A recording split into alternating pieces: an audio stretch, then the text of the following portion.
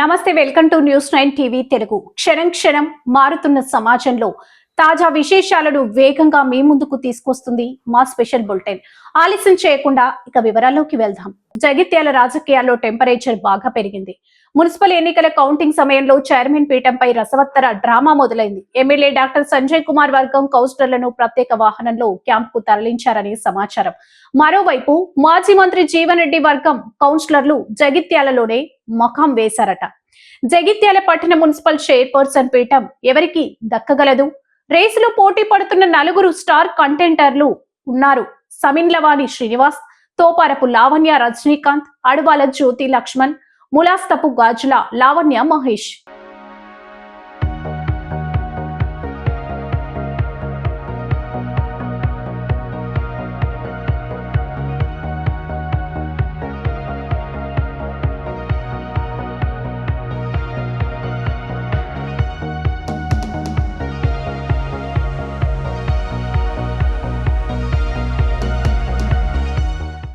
సంజయ్ కుమార్ వర్గం ఆధిక్యంలో ఉంటే వాణి శ్రీనివాస్ లేదా లావణ్యలు ముందుండొచ్చు.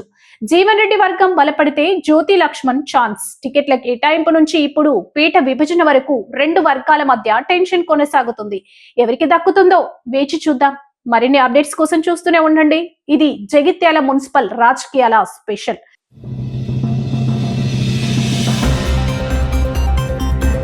జగిత్యాల చైర్మన్ పదవిపై సంజయ్ వర్సెస్ జీవన్ రెడ్డి ఉధృత రాజకీయ డ్రామా ప్రస్తుత తెలంగాణలో హాట్ టాపిక్. కాంగ్రెస్ పార్టీలో ఈ ఇద్దరు నేతల మధ్య మున్సిపల్ ఎన్నికల నేపథ్యంలో ముదిరిన వైరం అంతా కలకలం రేపుతుంది. జగిత్యాల ఎమ్మెల్యే డాక్టర్ సంజయ్ కుమార్ మాజీ బీఆర్ఎస్ నుంచి కాంగ్రెస్ లోకి చేరిన తర్వాత మున్సిపల్ టికెట్లపై ఆధిపత్యం సాధించారు. సీనియర్ కాంగ్రెస్ నేత మాజీ ఎమ్మెల్సీ టి జీవన్ రెడ్డి ఆరోపణలు గుప్తంగా మొదలై ఎన్నికల సమయంలో బాంబులా పేలాయి. సంజయ్ తన మంత్రి స్థాయి ప్రభావంతో బీఆర్ఎస్ కార్యకర్తలకు 30 టికెట్లు కేటాయించి జీవన్ వర్గానికి కేవలం 20 ఇచ్చినట్టు ఆరోపణ. జీవన్ రెడ్డి స్వయంగా తన వర్గస్తుల నామినేషన్లు వేయించి ప్రచారం చేశారు. ఇది పార్టీలో కలకలం సృష్టించింది. ఎన్నికల ముందు రోజు జీవన్ రెడ్డి ఎన్నికల కమిషన్ కు లేఖ రాసి సంజయ్ పై డబ్బు, మద్యం పంపిణీ అధికారులపై ప్రభావం చూపడం వంటి ఆరోపణలు వేశారు. జగిత్యాల రాయకల్ మున్సిపాలిటీలో ఓటర్లపై అనైతిక ప్రభావం చూపుతున్నారని స్పెషల్ టాస్క్ ఫోర్స్ ఏర్పాటు చేయాలని కోరారు. ఇది పార్టీ అంతర్గత గొడవలను బహిర్గతం చేసింది. స్పీకర్ కూడా సంజయ్ పై డీక్వాలిఫికేషన్ పిటిషన్ ను తిరస్కరించిన టెన్షన్ తగ్గలేదు. జగిత్యాల మున్సిపాలిటీ చైర్మన్ పదవిపై రేసులో ఇద్దరు పోటీ పడుతున్నారు. సంజయ్ తన బలమైన క్యాంపుతో చైర్మన్ పీఠం సాధించాలని, జీవన్ రెడ్డి తన సీనియారిటీతో దాన్ని ఆపాలని ప్రయత్నిస్తున్నారు. ఎన్నికల ఫలితాలు ఇంకా ఉత్కంఠను పెంచాయి. జీవన్ వర్గీయులు జిల్లా కేంద్రంలో బండ బూతులు తిడుతూ ఆందోళన వ్యక్తం చేశారు. పోలీసులు భారీ బందోబస్తు ఏర్పాటు చేశారు. హై టెన్షన్ రాజ్యం నెలకొంది. ఈ గొడవ కాంగ్రెస్ లో జగిత్యాలను ఎవరి అడ్డాగా చేసుకోవాలి అనే పోరాటం సంజయ్ రావంత్ రెడ్డి సపోర్ట్ తో బలపడ్డారు. జీవన్ పార్టీ అధిష్టానానికి వ్యతిరేకంగా నిలబడ్డారు. మున్సిపల్ ఫలితాలు ఇప్పుడు కీలకం. చైర్మన్ పదవి ఎవరిది? ఈ డ్రామా తెలంగాణ రాజకీయాల్లో సంచలనాత్మక మలుపు తిరుగుతుంది. ప్రేక్షకులు ఎదురు చూస్తున్నారు.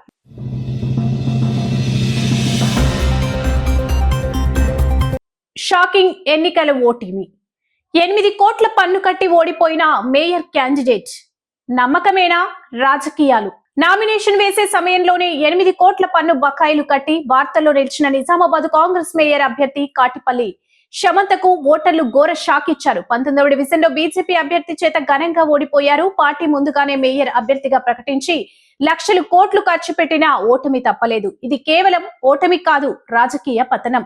ఎందుకింత ఖర్చు? నో డ్యూ సర్టిఫికేట్ కోసం మున్సిపాలిటీకి 8 కోట్లు కట్టారట. హోటల్ పన్ను బకాయిలు అని భర్త నరేందర్ రెడ్డి వివరణ. కానీ సామాన్యులు వందల రూపాయల పన్ను కట్టలేక బాధపడగా ఈ కోట్లు ఎక్కడి నుంచి? ఎవరి డబ్బు? పార్టీ ఫండ్స్ లేక పాత బకాయిలు? కొత్త కుంభకోణం. మున్సిపల్ చరిత్రలో ఒక్కరు ఇంత భారీగా చెల్లించడం మొదటిసారి. ఇంకా ఆశ్చర్యం, తన డివిజన్ లో ఒక్కో ఓటుకు 5,000 వరకు పంచారట. మిగతా 59 డివిజన్లకు డబ్బు సర్దుతూ మొత్తం 20 కోట్లు ఖర్చయ్యాయని సమాచారం. ఇది ఎన్నికలే కాదు, డబ్బు పోటీ. ఓటర్లు డబ్బు తీసుకొని కూడా షాక్ ఇచ్చారు. ఎందుకు? కాంగ్రెస్ అధికారంలో ఉండి ఉత్తమ్ కుమార్ రెడ్డి సర్వేలు చేసి 40 సీట్లు గెలుపు హామీ ఇచ్చిన ఫలితాలేంటి? కాంగ్రెస్ 17, బీజేపీ 28, ఎంఐఎం 14 సీట్లు మేయర్ పీఠం కోల్పోయారు. ఇది కాంగ్రెస్ పరాజయం మాత్రమే కాదు, డబ్బు శక్తి వైఫల్యం. ఓటర్లు మార్పు కోరుకున్నారా లేక డబ్బు కొనుగోలు ఫెయిల్ అయిందా? 8 కోట్ల మున్సిపాలిటీ ఖజానాకు వర్షం కురిపించారు. కానీ ఓటర్ల మనసులు కలపలేదు. ఇది రాజకీయాల్లో డబ్బు వర్సెస్ జనాదరణ పోరు. ఇంకా రహస్యాలు బయటపడతాయా? మీ అభిప్రాయం కామెంట్లో చేయండి.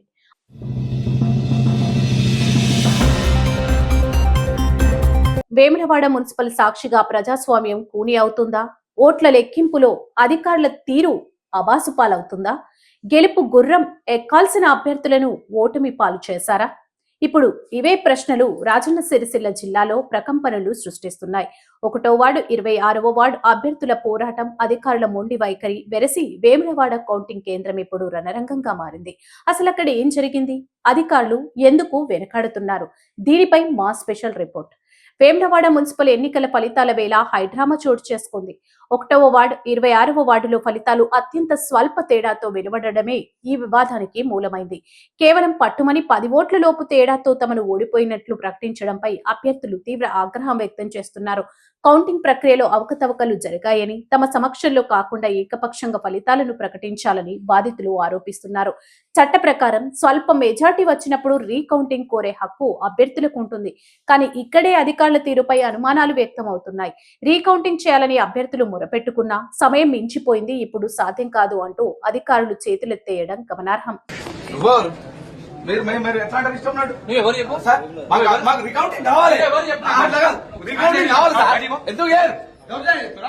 అధికార పార్టీ కొమ్ము కాసుకుంటా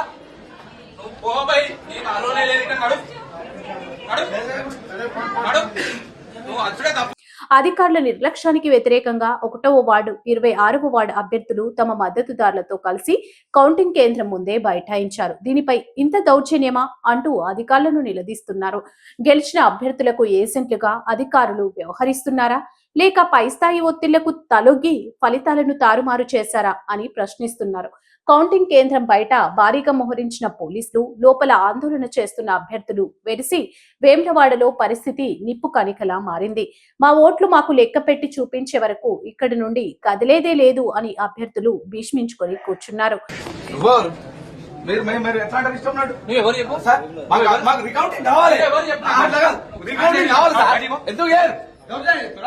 అధికార పార్టీ కొమ్ము కాసుకుంటా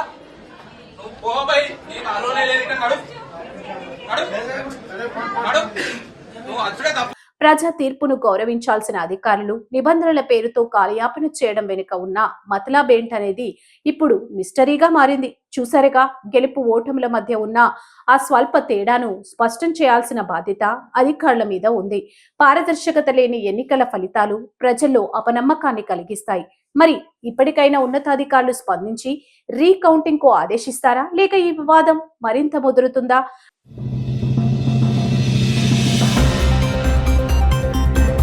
బైన్సాలో కార్మిక రైతు నాయకులు మోడీ ప్రభుత్వాన్ని విమర్శించారు. వీక్షకులారా, దేశవ్యాప్తంగా కార్పొరేటర్లకు అనుకూలంగా మారిన మోడీ ప్రభుత్వ విధానాలపై రైతు కార్మిక సంఘాల నుంచి తీవ్ర విమర్శలు వినిపిస్తున్నాయి. తెలంగాణలోని నిర్మల్ జిల్లా బైన్సా పట్టణంలో గురువారం జరిగిన సార్వత్రిక సమ్మెలో నాయకులు ప్రభుత్వాన్ని హెచ్చరించారు.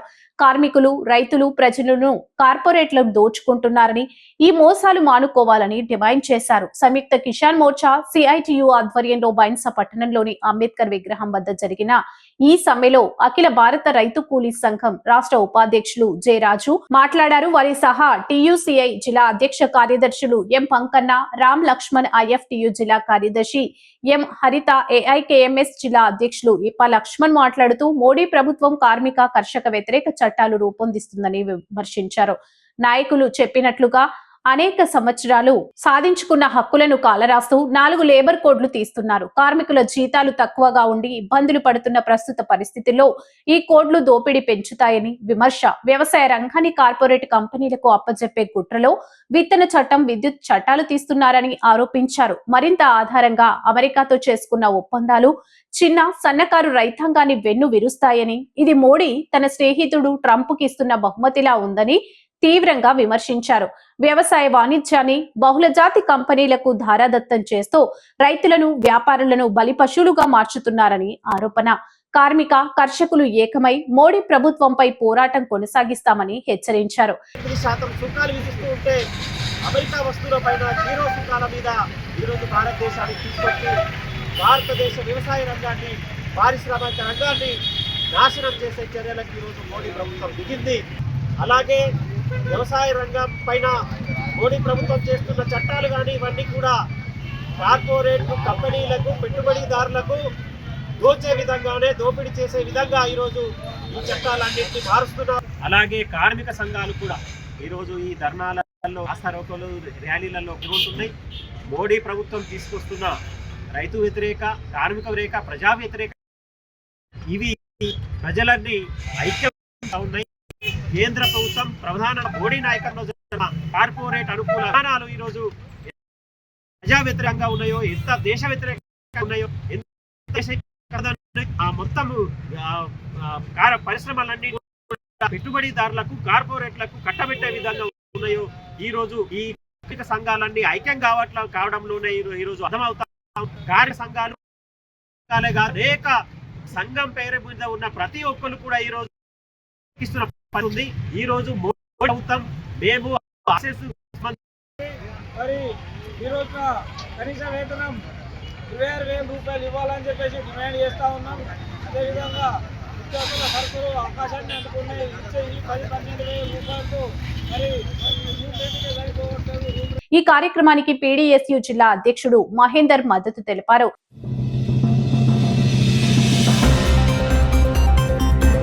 స్వయంభూ ఆంజనేయ స్వామి గ్రామ అభివృద్ధి మంచి పొలం ఆమ్లా పూజ కార్యక్రమం ఉమ్మడి ఆదిలాబాద్ జిల్లా బోరా మండలం పెండాల్ వడాలు గ్రామంలోని భక్తిమయ ఆత్మల ఈ రోజు మా కార్యక్రమం అత్యంత పవిత్రమైంది.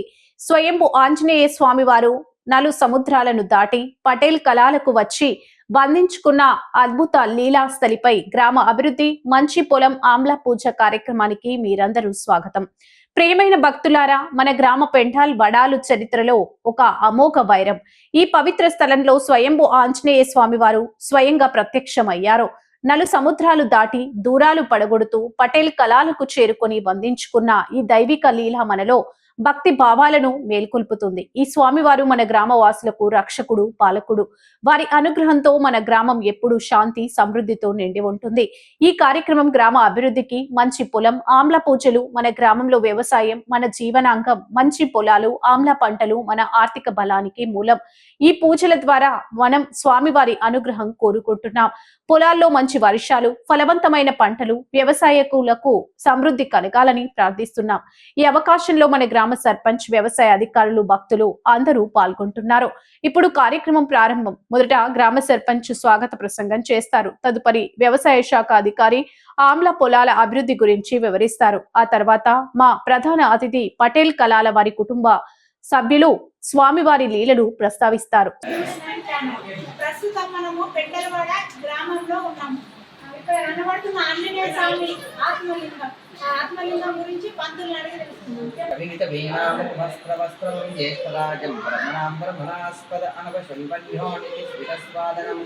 శ్రీ మహాగణాధిపాయ నమః. గణపతి దేవతాభ్యో నమః. అవధామహర్తారం దాతారం సర్వసంపదాం లోకాభిరామం శ్రీరామం భూయో భూయో నమామ్యహం. పెండలవాడ గ్రామం శ్రీ ఆత్మలింగ ఆంజనేయ స్వామి ఆదిలాబాద్ జిల్లా బోధర్ మండలంలో పెండలవాడ గ్రామంలో ఆత్మలింగ ఆంజనేయ స్వామి వెలిసినది. ఎక్కడ వెళ్ళినా కూడా జ్యోతిలింగాలు రూపంలో దర్శనమివ్వడం జరుగుతుంది. కానీ పెండలవాడ గ్రామంలో మాత్రము అరచేతిలో శివలింగం ఉండడం వల్ల మహాశివరాత్రి 5 రోజుల జాతర సాగుతుంది. ఇక్కడ శివలింగానికి మహాన్యాస రుద్రాభిషేకము, ఆంజనేయ స్వామికి మన్నిసుక్త అభిషేకం చేయడం జరుగుతుంది. ఇక్కడ భక్తజనులు రావడం, 5 రోజుల జాతర నిర్వహించడం జరుగుతుంది. అదే విధముగా ఇక్కడ ఎన్ని సంవత్సరాలంటే 400 నుంచి 500 సంవత్సరాల పురాతనమైన దేవాలయం. ఈ దేవాలయంలో లింగానికి మహాన్యాస రుద్రాభిషేకం చేయడం జరుగుతుంది. అన్నదాన కార్యక్రమం నిర్వహించడం జరుగుతుంది. బోనాల పండుగ చేయడం జరుగుతుంది. ఇక్కడ భక్తజనులు అధిక సంఖ్యలో రావడం, పెండలవాడ గ్రామంలో ఈ ఆత్మలింగ ఆంజనేయ స్వామి వెళ్ళడం వల్ల శివలింగానికి మహాన్యాస రుద్రాభిషేకం చేయడం జరుగుతుంది. ఈ పెండలవాడ గ్రామంలో మొత్తము సింధూరము నీళ్ళు అయినాయి. పటేల్ కళలో వచ్చి నేను ఒక ఆంజనేయ స్వామిని అని తెలపడం వల్ల పెండలవాడ గ్రామస్తులు వెళ్ళి అక్కడ చూడడం జరిగింది. తర్వాత సింధూరం మొత్తం తీసి తర్వాత అరచేతిలో లింగము కింద శనేశ్వరుడు దేవుడు ఉండడం జరిగింది. 400 ఏళ్ల చరిత్ర ఉంది. అందుకు ఒక భక్తులతో ఒక కోరికను తీర్చుకున్నాం. మహారాష్ట్ర, మన తెలంగాణ, మహారాష్ట్ర, తెలంగాణ, ఉత్తర మహారాష్ట్ర, ఉత్తర విదర్భ.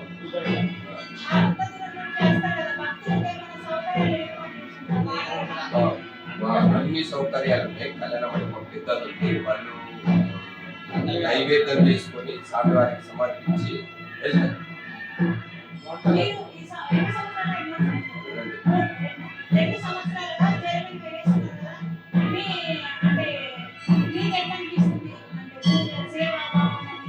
సేవాభావంతో ఏ చైర్మన్ ఉన్నా సేవాభావంతో చేస్తారు.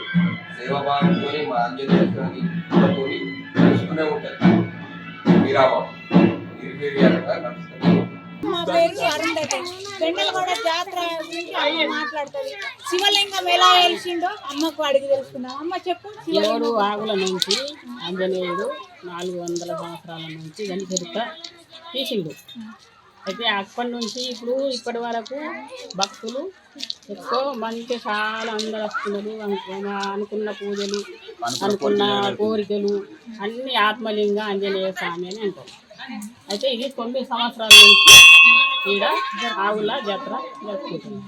ఫస్ట్ ఏమున్నాయి వ్రతం అయిన తర్వాత ఒకరోజు వ్రతము అన్నదానం, రెండవది బోనాల పండుగ, అన్నపూర్ణ పూజ, మళ్ళా 3వ రోజు గంగాభిషేకం, గుడాలు, 4వ రోజు పల్లకి, మళ్ళీ శివ కళ్యాణం, 5వ రోజు యజ్ఞం, అన్నదానం, అన్ని అభిషేకాలు, అన్ని తీర్థ ప్రసాదం అన్ని. ఇప్పుడు భక్తులు వస్తారు. భక్తులకు భోజనం ఏర్పాటు చేస్తారు. ఆ భక్తులకు వాళ్ళ భోజనం వాళ్ళకి ఏర్పాటు చేస్తారు. భక్తులు చాలా కోటి భక్తులు వస్తారు. అప్పుడు బంద్ ఉంటుంది. ఎప్పుడు రోజుకు 1000 పబ్లిక్ వస్తారు. ఎప్పుడు వస్తారు. శనివారం సోమవారము అన్ని కోరికలు అన్ని నిలబడతాయని అన్ని అనుకున్న పూజలు, అనుకున్న భక్తులు అన్ని కోరికలు తీరుడుకు బాగా ఆత్మలింగ ఆంజనేయ స్వామి కొరకు అందరు వస్తున్నారు. అందరి నుంచి వెలిసింది. 7 వాగుల నుంచి వచ్చింది. శాపనాలు వచ్చింది. వచ్చింది అయితే పట్టెల కళ అప్పుడు శాఖలు అయినా 6 నెలలు బట్టలు ఉతికిండు. బట్టలు ఉతికిన తర్వాత పటేల్ ఆయన కళల పోయి చెప్తే అప్పుడు దాన్ని ఎవడు ఆగిళ్ళు పెట్టి అక్కడికి తీసుకెళ్ళి ఏడ ఎడ్లు ఆగిన తలంలో స్థాపన చేసింది. అక్కడ దొంగతనం జరిగితే కన్ను దొంగతనం అయితే అసలే జరిగింది. ఈ ఊరు బయటకు వెళ్ళిందంటే వాళ్ళ అక్కడనే వదిలేసేది. నుంచి కూడా అంతే ఉన్నది. ఇప్పటికి వరకు కూడా అంతే జరుగుతుంది. కన్ను ఇస్తే ఆంజనేయ స్వామికి రక్తం వారిందంటే అది వాస్తవం కాదు. అది పబ్లిక్ అట్లా జరిగింది కానీ అది వాస్తవం కాదు. కానీ ఆంజనేయుని కళ్ళు ఎవరు తీయలేదు. అది జరగలేదు. జరిగిన బయటకు వెళ్ళలేదు.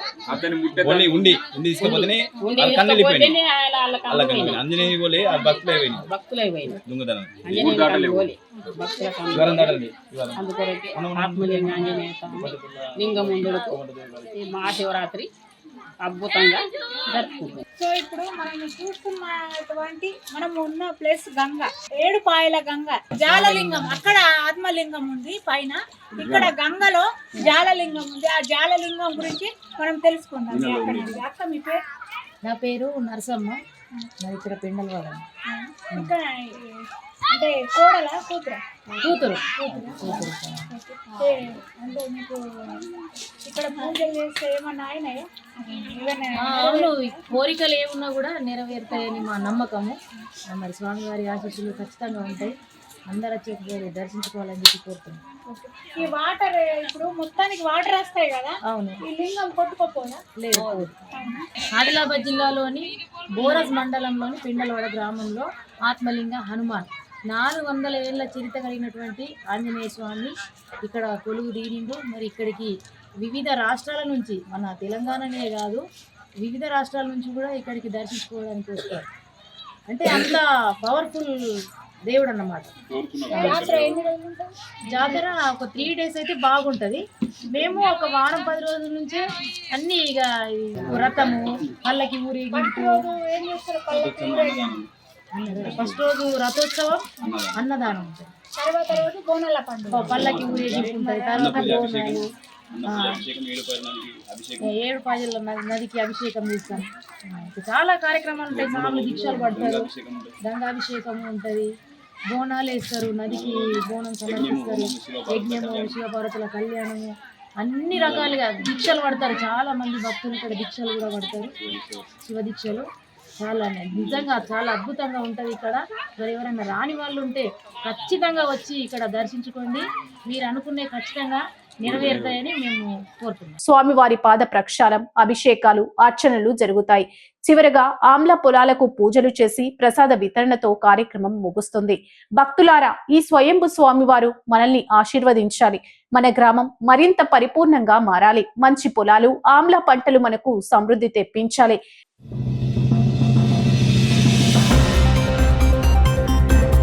కరీంనగర్ జిల్లా వీణవంక మండలంలో తీవ్ర విషాదం చోటు చేసుకుంది. కుల వృత్తిని నమ్ముకొని రెక్కాడితే గాని డొక్కాడని ఓ నిరుపేద కల్లు గీత కార్మికుడు ప్రమాదవశాత్తు ప్రాణాలు కోల్పోయాడు. తాడి చెట్టు పై నుండి పడి ఓ కుటుంబానికి పెద్ద దిక్కు దూరమైన ఘటన కొండపాక గ్రామంలో స్థానికులను కాల్చివేస్తుంది. వీణవంక మండలం కొండపాక గ్రామానికి చెందిన గట్టు ఐలయ్య తండ్రి వెంకటయ్య అనే గీత కార్మికుడు ప్రతిరోజులాగే తన జీవనోపాధి కోసం తాడి చెట్టు ఎక్కాడు. అయితే దురదృష్టవశాత్తు చెట్టుపై నుండి కాలు జారి కింద పడిపోవడంతో అక్కడికక్కడే మరణించాడు. ఐలయ్య మృతితో ఆ కుటుంబం ఒక్కసారిగా వీధిన పడింది. మృతుడు గట్టు ఐలయ్య కొండపాక గ్రామం. ప్రమాదానికి కారణం తాడి చెట్టుపై నుండి కాలు జారి పడిపోవడం. కుటుంబ పరిస్థితి అత్యంత నిరుపేద కుటుంబం. ఐలయ్యే ఆ కుటుంబానికి ఆధారం. ఈ ఘటనపై గౌడ సంఘ నాయకులు, గ్రామస్తులు తీవ్ర ఆవేదన వ్యక్తం చేస్తున్నారు. ప్రమాదకరమైన వృత్తిలో ఉంటూ ప్రాణాలు కోల్పోయిన ఐలయ్య కుటుంబాన్ని ప్రభుత్వం తక్షణమే ఆదుకోవాలని వారు డిమాండ్ చేస్తున్నారు. కుల వృత్తిని నమ్ముకొని ప్రాణాలకు తెగించి పనిచేసే గీత కార్మికులకు రక్షణ కరువైంది. ఐలయ్య మృతి కుటుంబానికి కోలుకోలేని దెబ్బ. ప్రభుత్వం కనీసం ఎక్స్గ్రేషియా ప్రకటించి ఆ కుటుంబంలో ఒకరికి ఉపాధి కల్పించాలి అని గ్రామస్తులు కోరుతున్నారు.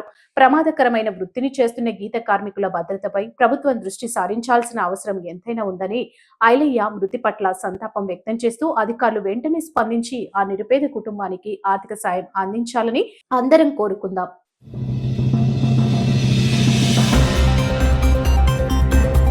ఏ ఒక్క హామీని కూడా నెరవేర్చినటువంటి కాంగ్రెస్ పార్టీ మొదటి స్థానానికి రావడం, మరి మేమే తెలంగాణ తెచ్చినాం కాబట్టి, మేమే అంతటా నంబర్ 1 ఉన్నాం కాబట్టి, ప్రజలకు మేము ఎనలేని సేవ చేసినాం, లిటరల్లీ ప్రజలు మాకు గుడి కొడుతుర్రు అని చెప్పుకునేటటువంటి బీఆర్ఎస్ పార్టీ చాలా చోట్ల 3వ స్థానానికి, కొన్ని చోట్ల 4వ స్థానానికి పడిపోవడం, అసలు తెలంగాణతో సంబంధం లేకుండా ఒక్క రూపాయి కూడా తెలంగాణ ప్రజలకు పెట్టినటువంటి భారతీయ జనతా పార్టీ మరి ఎక్కడుందో అర్థం కాకుండా చాలా కన్ఫ్యూజ్డ్ మ్యాండేట్తోని ఒక్క కరీంనగర్ కార్పొరేషన్ గెలుచుకోవడానికి అష్ట కష్టాలు పడుతున్నటువంటి సందర్భం చూడడం జరుగుతూ ఉంది మనం.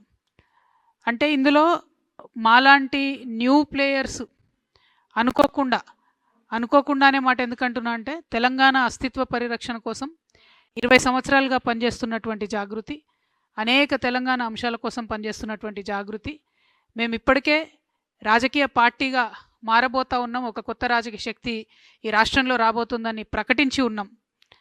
ఆ ప్రకటనతో ఉత్తేజితులైనటువంటి అనేక మంది మా కార్యకర్తలు పోటీ చేస్తామనేటటువంటి ఒత్తిడి మా మీద తేవడంతో చివరి నిమిషంలో మేము ఆల్ ఇండియా ఫార్వర్డ్ బ్లాక్ అన్న వాళ్ళతో కలిసి మరి ఎన్నికల్లో పోటీ చేయడం జరిగింది.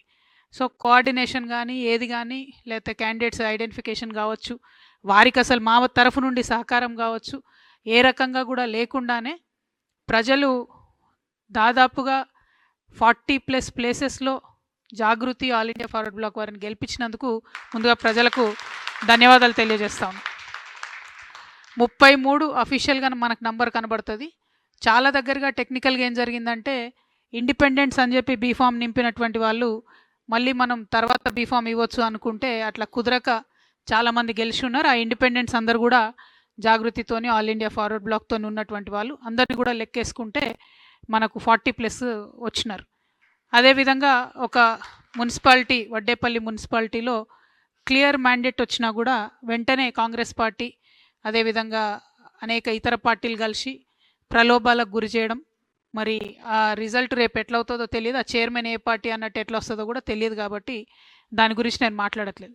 ఇంకొక చోట మా వాళ్ళు కీలకంగా ఒకటే సీటు గెలిచారు కాబట్టి అక్కడ వైస్ చైర్మన్ కూడా ఆఫర్ చేస్తూ ఉన్నారు. దాని మీద అక్కడ లోకల్ వాళ్ళనే ఆలోచించుకోమని చెప్పినాం. ఎందుకంటే 2-3 పార్టీలు ఆఫర్ చేస్తున్నాయి, వాళ్ళకు ఎవరితో వెళ్ళాలో లోకల్ వాళ్ళే డిసైడ్ చేసుకోవాలని చెప్పడం జరిగింది. సో అల్టిమేట్గా ఒక అబ్జర్వర్గా, ఒక తెలంగాణ ఆడబిడ్డగా ఈ ఎన్నికల వాతావరణం అంతా చూస్తే కూడా ఒక రకంగా బాధాకరంగా ఉంది.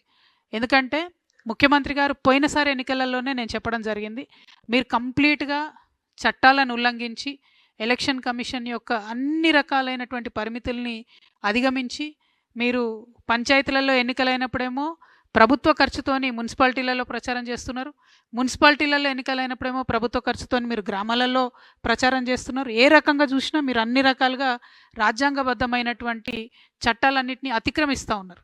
దానికి ఎలక్షన్ కమిషన్ ఏమనట్లేదు, దానికి ప్రధాన ప్రతిపక్షం ఏమంటలేదు. అవి ఒక పక్కన పెడితే అసలు పట్టణాలలో కాంగ్రెస్ పార్టీ చేసిన అభివృద్ధి ఏంది అనే ప్రశ్న కూడా వేయడం లేదు. పైగా మున్సిపల్ శాఖ మంత్రిగా కేటీఆర్ గారే ఉన్నారు. అంతకుముందు నేను మున్సిపల్ శాఖ మంత్రిగా మొత్తం అన్ని మున్సిపాలిటీలని తీర్చిదిద్దినా అని చెప్పినటువంటి కేటీఆర్ గారు మరి అలా 16 స్థానాలు వచ్చినా 17 స్థానాలు రాగానే మాకు ఈ మాత్రం వచ్చుడే ఎక్కువ, ఆనాడైతే కాంగ్రెస్కి అది కూడా రాకుండా చేసినాం మేమని చెప్పి ఆయన చెప్తా ఉన్నారు. అంటే ఒక విచిత్రమైన స్థితి ఈ రాష్ట్రంలో నెలకొన్నది. డెఫినెట్గా ఈ రాష్ట్రంలో ప్రజలు మాలాగా కొత్తగా ఒక మంచి ఎజెండాతో వచ్చే వాళ్ళకు స్వాగతిస్తారనేటటువంటి విషయాన్ని నిన్నటి ఎన్నికల ఫలితాలు రుజువు చేసినాయని చెప్పి నేను బలంగా నమ్ముతా ఉన్నా. At the same time Congress party గౌరవ ముఖ్యమంత్రి గారు నిన్న మాట్లాడుకుంటూ నేనే రాజు నేనే మంత్రి అనేటటువంటి మాట మాట్లాడినారు. అంతేకాకుండా నేను 10.5 సంవత్సరాలు నేనే ముఖ్యమంత్రిగా ఉంటా, నాకు ఒక 6 నెలలు బోనస్ వస్తుంది అంటున్నాను. 6 నెలలు మీకు బోనస్ వచ్చడేమో కానీ రైతులు బోనస్ రాక ఏడుస్తున్నారు అక్కడ. ఆ ముచ్చట మాట్లాడండి ముఖ్యమంత్రి గారు మీరు. ఇంకో పక్కనేమో రాజగోపాల్ రెడ్డి గారు మంత్రి పదవి ఇస్తావా లేకపోతే ముఖ్యమంత్రి పదవి గుంజుకోవా అని ఆయన సవాల్ చేస్తుండు, బస్తీ మీద సవాలని. ముందు ఆ పనులు చూసుకోండి మీరు. ఈ రెండిటికన్నా ముఖ్యమైనది ఏంటంటే మీరు ప్రజలకు ఇచ్చినటువంటి వాగ్దానాన్ని దయచేసి దృష్టి పెట్టండి. బీఆర్ఎస్ పార్టీ అట్టర్గా ఫెయిల్ అయింది కాంగ్రెస్ పార్టీ యొక్క తప్పుల్ని ఎక్స్పోజ్ చేయడంలో. అందుకే కాంగ్రెస్ పార్టీకి ఈ మున్సిపాలిటీస్లో బెటర్ రిజల్ట్ వచ్చిందని నేను అనుకుంటా ఉన్నా. లేకపోతే ప్రజలు మాత్రం ఆల్టర్నేట్ లేక వేసిరు తప్పితే ఉండి కాదు. ఇక సరే, మనం రాజకీయ శక్తిగా వస్తామనగానే బీఆర్ఎస్ పార్టీ నుండి అనేక మంది సోషల్ మీడియాలో కావచ్చు, ఇంకో చోట కావచ్చు, రకరకాలుగా ట్రోలింగ్ చేస్తూ ఉన్నారు. వాళ్ళందరికీ నేను ఒకటే మాట చెప్తా ఉన్నా, ఎట్ సిర్ఫ్ ట్రైలర్ है, पिक्चर बाकी है.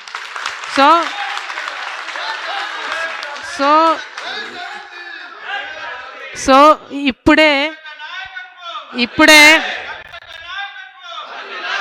ఇప్పుడే తొందరపడి మాట జారకండి, కారు కూతలు కుయ్యకండి. ఇప్పటికన్నా సరిదిద్దుకోండి. ఉద్యమకారులను పట్టించుకోలేదు, వాళ్ళ పక్షాన్ని నేను మాట్లాడితే ఎటువంటి తట్టు నా మీద మాట్లాడుతూ ఉన్నారు. మీరు పట్టించుకోకపోగా కాంగ్రెస్ ఇస్తానన్న వాగ్దానాలు నెరవేర్చడం కోసం నేను మాట్లాడితే ఉల్టా నా మీద మాట్లాడితే ఏమవుతుందంటే గిట్లనే అవుతుంది రిజల్ట్. కాబట్టి సరి చేసుకోండి, మీ పద్ధతులు సరి చేసుకోండి, ఆరోగ్యాన్ని తగ్గించుకోండి, ప్రజల మధ్యలో ఉండే ప్రయత్నం చేయండి.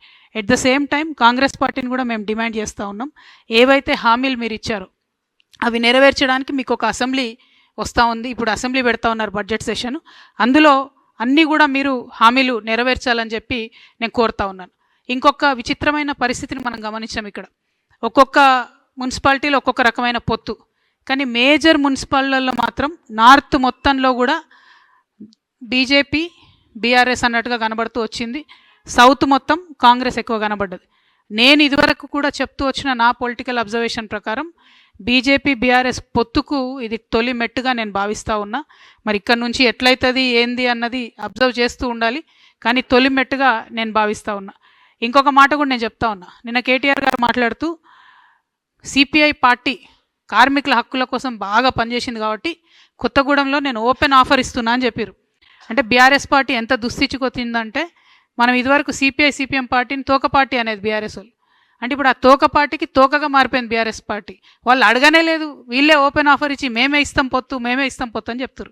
కానీ ఇక్కడ నాకున్న అభ్యంతరం ఏంటంటే, సిపిఐ పార్టీకి సంబంధించి ఏఐటియుసి వాళ్ళు సింగరేణిలో అన్ని హక్కులను కూడా పొడగొట్టిరు. కార్మికులకు ఉన్నాయి, 1 కాదు 2 కాదు, లెక్క పెడితే ఒక 20 హక్కులు కార్మికులకు ఉన్నాయి, పోగొట్టిరు వాళ్ళు.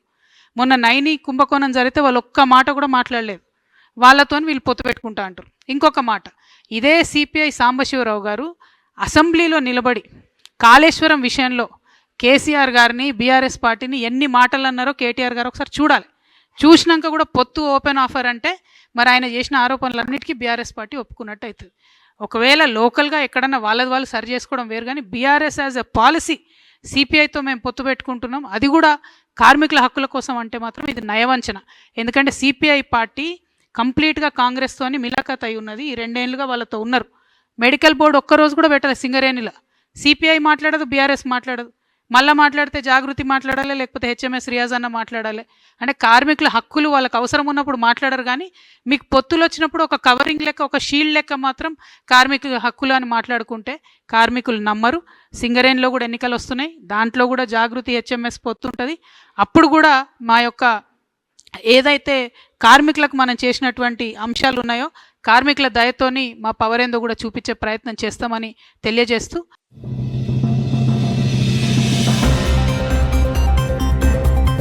వేగమే మా మార్గం, వార్తలే మా లక్ష్యం. నిరంతరం సమాజ హితం కోసం శ్రమిస్తూనే ఉంటాం. మరిన్ని స్పీడ్ న్యూస్ బులెటిన్స్ కోసం చూస్తూనే ఉండండి న్యూస్ 9 టీవీ తెలుగు.